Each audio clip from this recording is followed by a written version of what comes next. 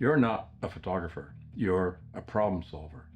And if you don't understand the difference, you will lose clients even when your work is flawless. So let me tell you about the day I learned it the hard way. The lighting was perfect. The composition was perfect.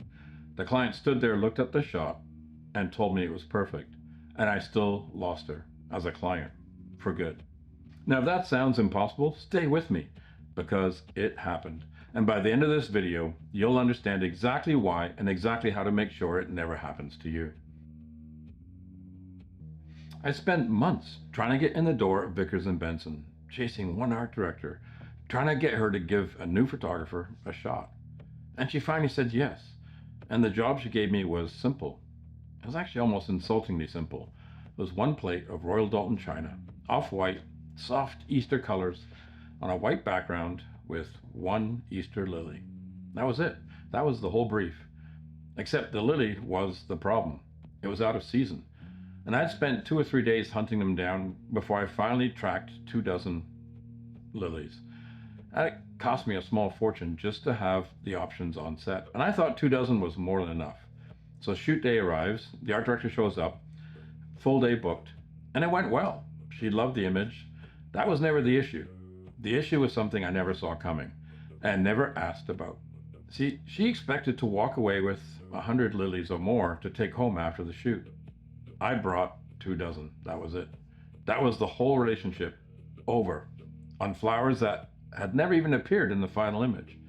I never worked with her again. Now, losing her taught me something it took an actual client to learn. See, every shoot has 2 problems, and they carry equal weight. The first one, everybody trains for, the technical problem. Right? Your lighting, the posing, the exposure, how you physically hold an object in place, the props, the composition. That's all the skill. And that's what shows up in the photo. The second problem is the one almost nobody talks about. What the client already sees in their head before you've taken a single image. Your job isn't just to make a good image, it's to make their image. The one already playing on a loop behind their eyes. Solve the first problem, you get a great photograph. Solve the second, you keep the client. Miss the second, and it doesn't matter how perfect the first one was. See, I'd solved the photograph. I never even asked about the flowers. That failure was totally mine. That's the whole reason the word professional gets misused so often. People get it wrong. It doesn't mean your pictures are better. There are amateurs out there that are creating images that could sit next to any working pros. Professional is a measure of pressure, whether you can produce consistently and accurately at scale, where there's a budget on the line and zero margin for error, day after day after day. Now, I realized this for the first time in college.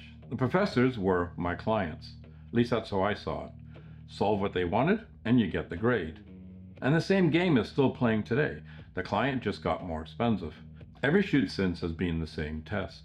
What's the lighting doing? The props, are they the right props? The talent, is it the right talent? Right? The art director, they change their mind sometimes an hour before the shoot, mid-shoot. The good photographers, they solve it like it's nothing. That's the difference between a good photographer and a bad one. The problem solving. Including the problems nobody can see. That test showed up again a few years later on a series of shoots for a cosmetics company called Niko. This one was different. There was no agency, there was no buffer. I worked directly with the owner. And cosmetics can be brutal. Everyone's fighting for the same eye on the same page. Now, Niko was launching a brand new cosmetics line, completely unknown. And then he was about to run it, full page editorial, a whole series of ads. And his fear was being invisible. Right? Buried on a page next to every other brand where nobody really it doesn't stand out. Nobody catches it.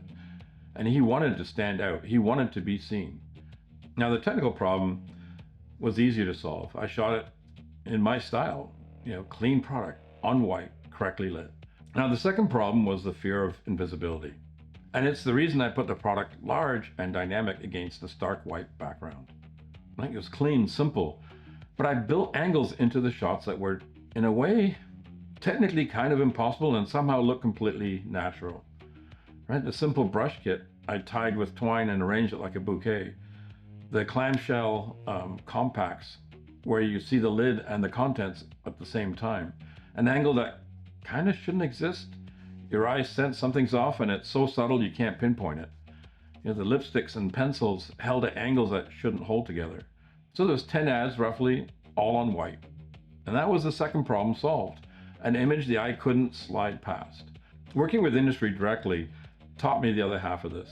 With an agency, the art director is the buffer. You solve the art director's problem and you're done. Direct to client, there is no buffer. You're the photographer, the creative director, the agency. Every problem, technical and expectation, ends up on you. Yeah, it's harder, but it's the most rewarding way to work, because when you nail it, it's all yours. So back to the lilies.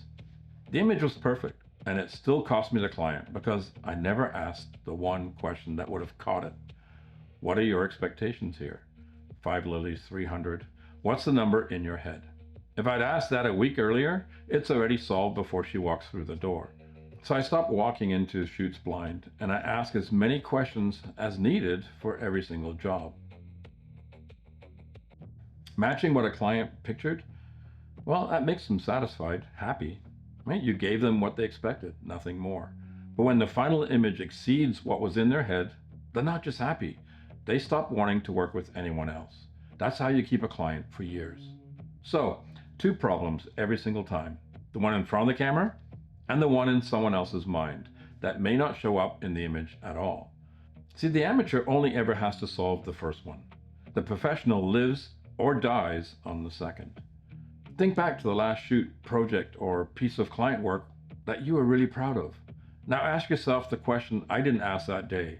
What was the thing they expected that you never actually confirmed?